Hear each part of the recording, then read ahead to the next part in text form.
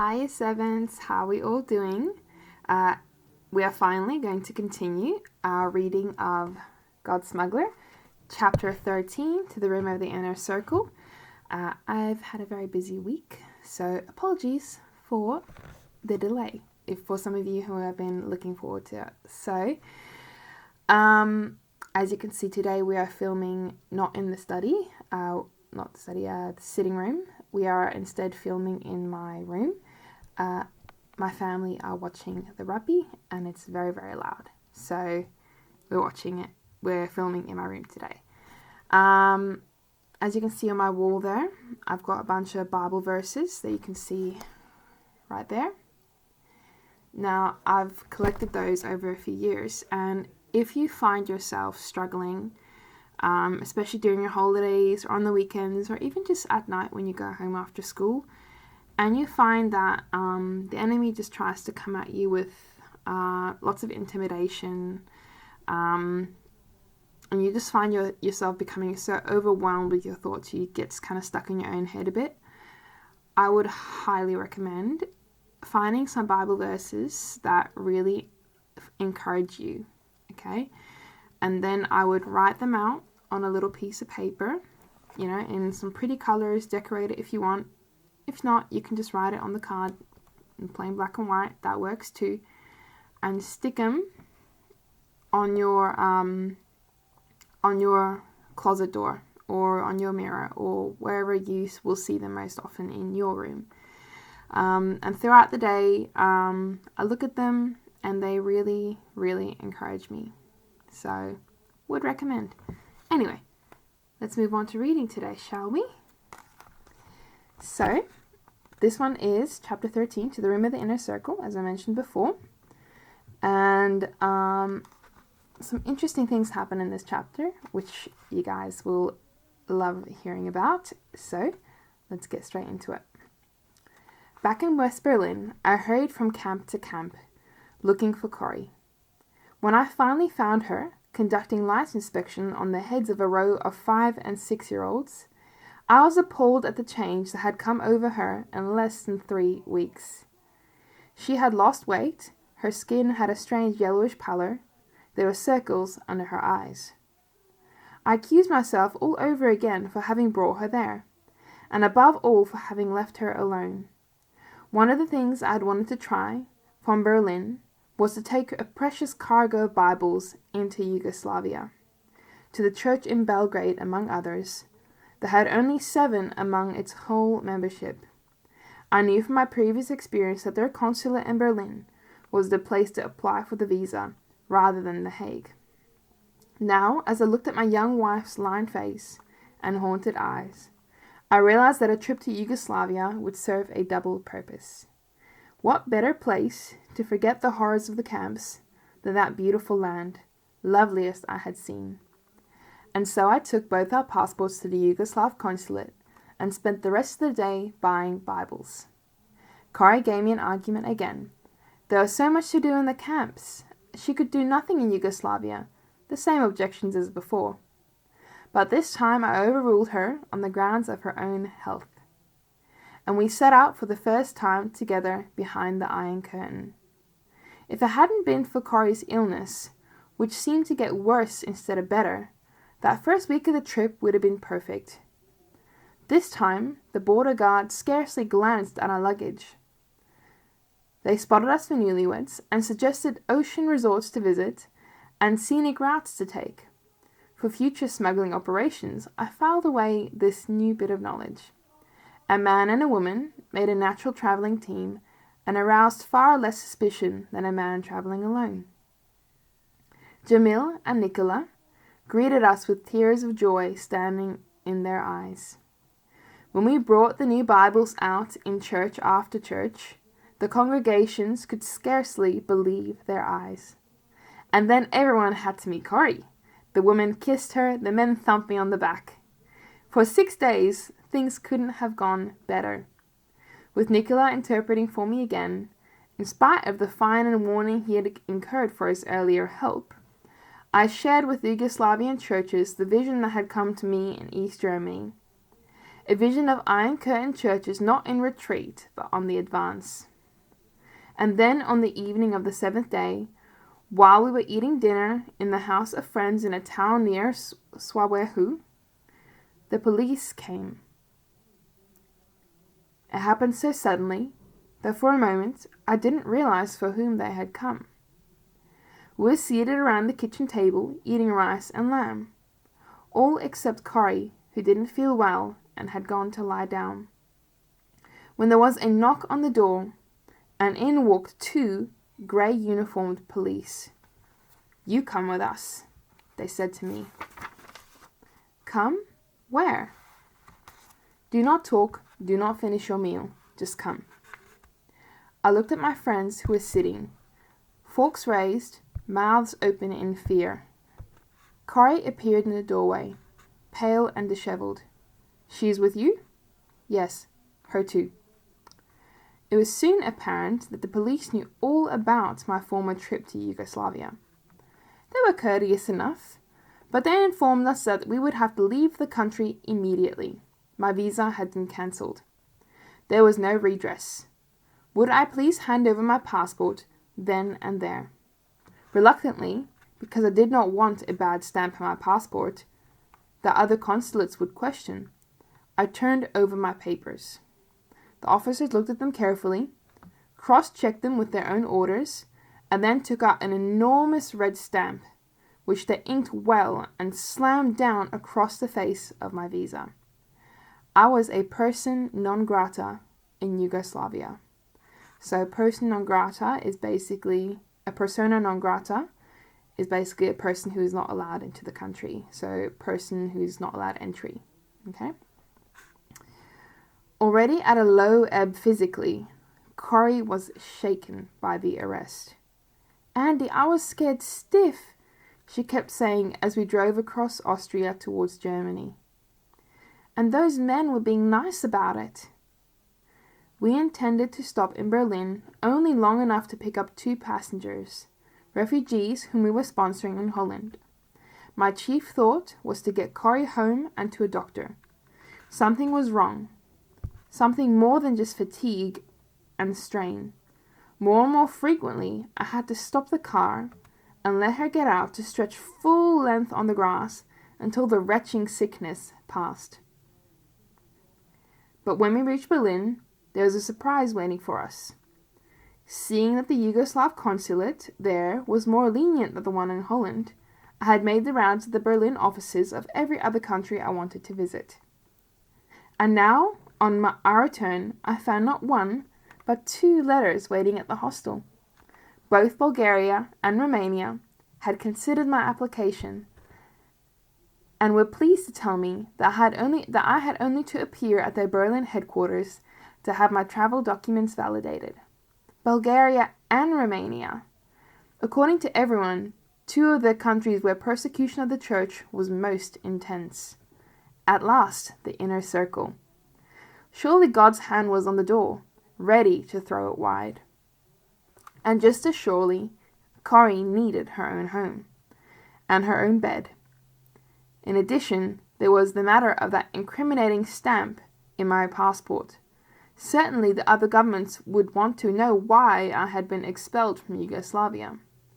So, instead of going to the consulates, we went home to Witte. Corrie went to bed almost at once, and I called the doctor. He was with her for a long time, while I sat miserably on the ladder outside. Do you guys think you can guess what's wrong? We'll see. Let me know if any of you figured it out before I read it. At last he emerged, lowering himself gingerly, rung by rung. "Your wife is fine," he told me, when he had reached solid ground. "I've given her some pills for the nausea, and she should come in to see me next month." "But what's the matter with her?" I asked anxiously. "Matter?" At last the man perceived that I did not understand. In a formal little gesture, he swept his hat from his head and held out his hand. "Congratulations, you're going to be a father." So exciting. "But for heaven's sake," he added, putting his hat back on his head. "Stop dragging that poor girl all over Europe, and let her get some rest. And another thing," he said, pausing at the little bridge. "Get rid of those stacks of clothing up there. She's going to be a mother, not a mountain climber." It was November when we returned from Berlin and Yugoslavia, and the baby was due in June. By January, Corey was feeling so well that I began to think seriously about that trip to the inner circle. By myself, of course, under the circumstances, leaving Corey under the watchful eye of Helki. Allowing 3 or 4 weeks in each of the 2 countries, I'll be back in plenty of time for the baby's birth. But there was still the matter of the passport. What could I do about the bad page? Tear it out? That was impossible, since all the pages were numbered. Throw the whole thing away, pretend I'd lost it, and file a claim for a new one? But that was not the royal way. The king's servants didn't have to stoop. I went to The Hague to the Office of Passport Control and showed the reviewing officer my problem. He was very understanding. "I sympathize with you," he said, "but there's nothing we can do." "You see," I said, "I'm a missionary. I want to go to these countries to contact the Christians there." He considered this for a moment. Then he shook his head. "We can't even give you hints about how to get a new passport quickly, such as, for instance, doing a lot of travel to nearby countries and always insisting that they stamp your papers so that your passport will fill up sooner. We couldn't even give you hints like that, don't you see? I'm very sorry." So obviously the guy sympathizes, and even though he can't outright tell Andy to do this, he can be like, "Oh, I can't even tell you to go do that." Wink, wink, you know? Within a few weeks, I had a new passport. Corey was reluctant to let me go. She still had not gotten over the shock of our arrest in Yugoslavia. But when the shipment for Bulgarian and Romanian Bibles arrived from the British and Foreign Bible Society in London, she helped me to stow them away in the car herself. "A bargain's a bargain," she said. After all, I signed on as the wife of a missionary. When the actual day of departure came, neither one of us was feeling very brave. We were packing the leftover space in the Volkswagen with clothes for the camps in Austria I would visit on the way. We had moved the clothing depot out of our room per doctor's orders and into the tiny hallway of the main house, where it was making life miserable for everyone. "Bulgaria and Romania," Corey said softly. "Those aren't Yugoslavia. You get arrested in those countries, and I might never see you again. We want you back, Andrew, your baby and I." And of course, I tried to reassure her, but I was feeling far from cheery myself. I climbed into the heavily loaded car and started the engine. "You got your money?" Corey asked. I felt my wallet. For once, I was going with more than enough. I couldn't understand why so many gifts had come from readers. Of Kracht van Omhoog lately. It cost me very little to travel, sleep in the tent wherever I could, fixing my own meals. I had tried to leave the extra amount with Corey, but as though with a strange foreknowledge, she had insisted that I take it with me. Yes, the money was all safe. And so, with a last kiss, I was off. It bothered me a little, as I headed from the Austrian camp towards Yugoslavia, that I was having to go back into a country. Sorry, there's a mosquito. You guys can't see it on camera, but it's a bit annoying. It bothered me a little, as I headed from the Austrian camp back towards Yugoslavia, that I was having to go back into a country from which I had so recently been expelled. But there was absolutely no other practical route into Bulgaria. The only other way to go would be a long and costly trip the length of Italy, by boat to Greece, and then a long drive up through Greek Macedonia. As I had anticipated, there had been no trouble getting a new visa. Yugoslavian paperwork was notoriously inefficient, and the fact that I was a persona non grata had not yet been forwarded to the Western consulates. The only place where there might be trouble, I thought, was at the border itself. Heart pounding, I pulled up to the frontier, but the guard only glanced at my passport. We chatted a while about road conditions, and within 20 minutes I was across. By my calculations, I had now 4 days of grace in Yugoslavia before the information about my arrival at the border was checked against the unwanted persons file in Belgrade. I stopped for a brief visit with Jamil and then pressed on south and east, fully intending to cross the border into Bulgaria on the morning of the 5th day. But as always in Yugoslavia, there was so much to do. Jamil had supplied me with enough names and churches along my route to keep me busy for a month. There hadn't been a whisper of trouble from the authorities. I decided to stretch my luck by 24 hours.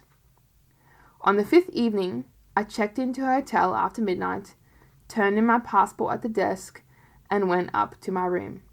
I had slept for perhaps 5 hours when there was an abrupt rap on the door. I opened it and found 2 men in ordinary business suits standing in the hall. "Dress and follow us," they said in German, holding the door open. "Do not bring anything with you." They never took their eyes from me as I struggled into trousers and a shirt.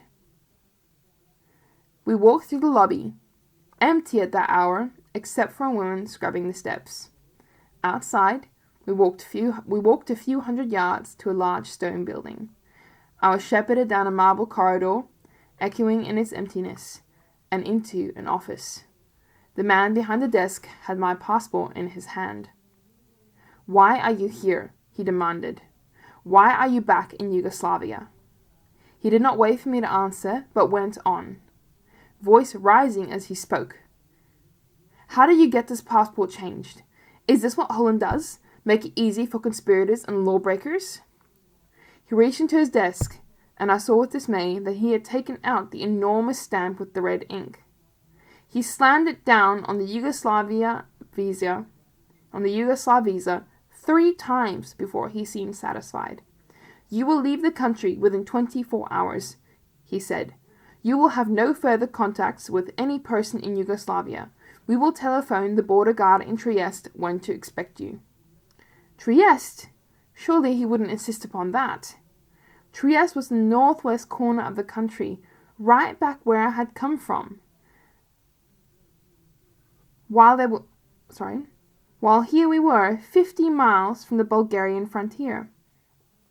"But I'm on my way to Bulgaria," I pleaded. "Couldn't I leave the country that way? It's so much closer." But he was adamant. Trieste, he had said, and Trieste it had to be. And so, with a sinking heart, I headed back north to Trieste and the long roundabout trip to Italy and Greece. 1,500 miles out of my way, when I had been almost in sight of my goal.